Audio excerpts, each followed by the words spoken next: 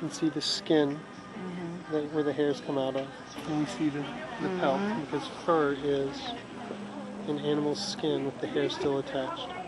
Investigators with the Humane Society of the United States went inside New York City's most exclusive department stores and discovered what many shoppers thought they were now safe from: being duped.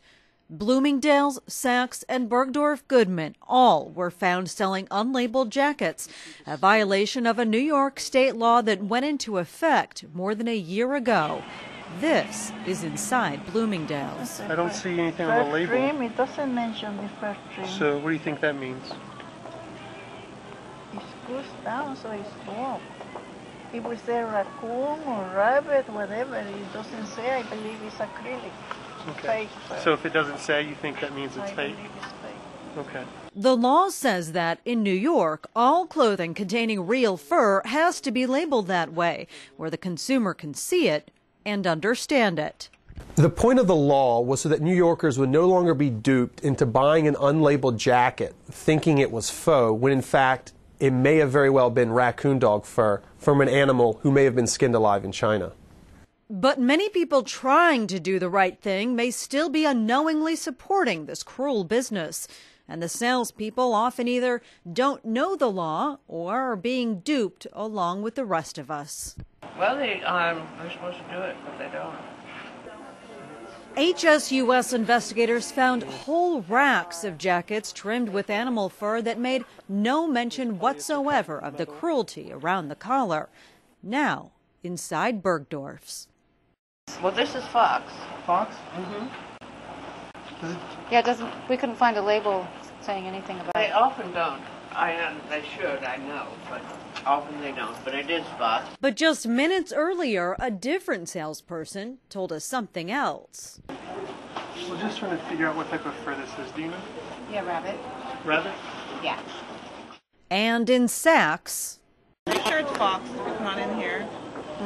Are they usually labeled? Or? Sometimes they are, but we're pretty sure it's Fox. the HSUS took the law's sponsor, Assembly member Linda Rosenthal, into the stores to get her reaction to the non-compliance. Rosenthal says not only should people know what they're buying, they should know what they're supporting.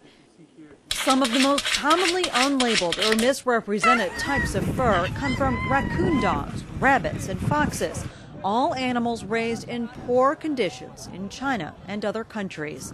Investigators have found that some animals aren't even killed first. They are skinned alive.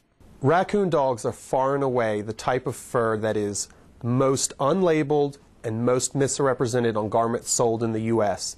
And their treatment is some of the most abusive that I've ever seen involving any type of animal production.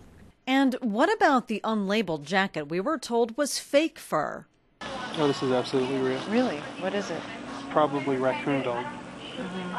You can tell the way that these tops come out and the guard hairs stick out in the tops of longer hair.